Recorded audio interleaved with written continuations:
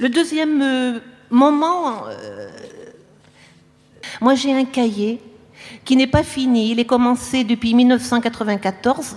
J'écris dedans 3-4 fois à peu près dans l'année.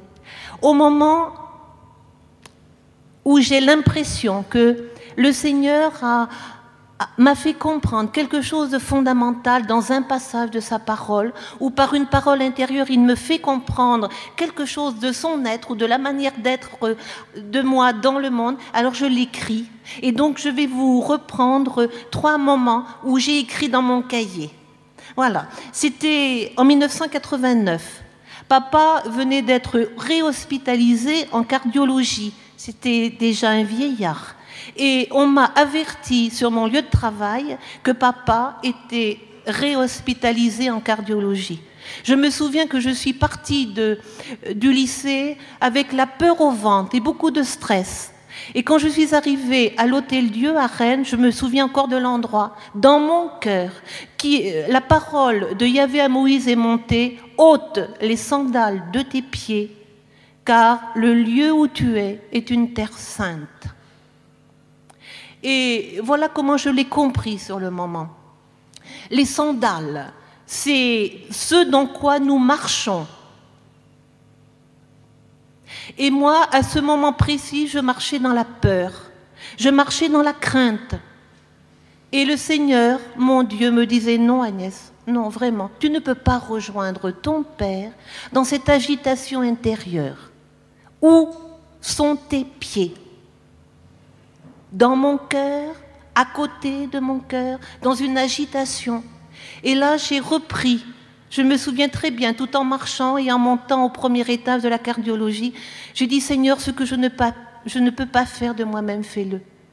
Établis-moi dans ta paix, dans ta sérénité, dans l'absolue confiance que tu es présent. » Et le Seigneur m'a montré que la peur au ventre, c'est un manque de respect aussi, de sa seigneurie dans le cœur de mon frère.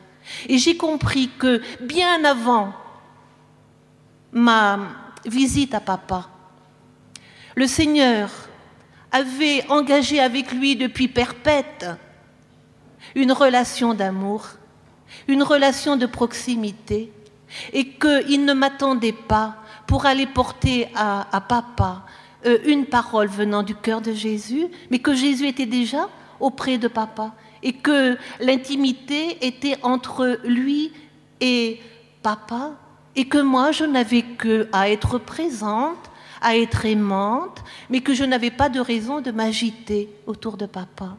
Et quand je suis arrivée dans sa chambre et qu'il m'a vue, il m'a dit « Ma fille, ma fille ». Il est important ce matin encore pour chacun de nous de se dire « Mais où est-ce que je marche actuellement, ici et maintenant ? Est-ce que je marche? Est-ce que je suis dans des sandales de confiance, d'humilité, de douceur, de foi en Jésus, mon Sauveur? Ou est-ce que je suis dans l'amertume, dans le ressentiment, dans la colère, dans l'attente du retour à la maison où je vais régler mes comptes? Ou est-ce que je suis dans un idéalisme qui n'est nullement issu du cœur de Jésus? Il est toujours très important de faire relecture du lieu où sont mes pieds, car mes pieds doivent toujours être donc dans le cœur de Jésus, et les pieds imbibent tout l'être de chacun de nous.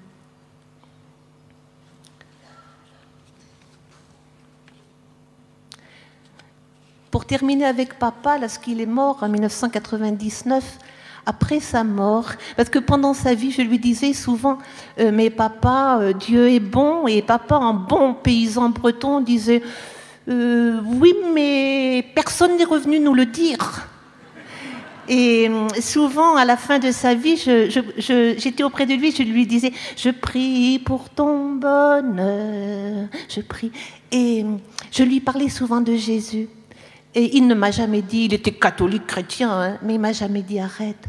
Mais après la mort de papa, j'ai eu l'impression que le Seigneur me donnait comme grâce ceci, que papa venait dans mon cœur me redire, tu sais ma fille, tout ce que tu m'as dit de Jésus est vrai.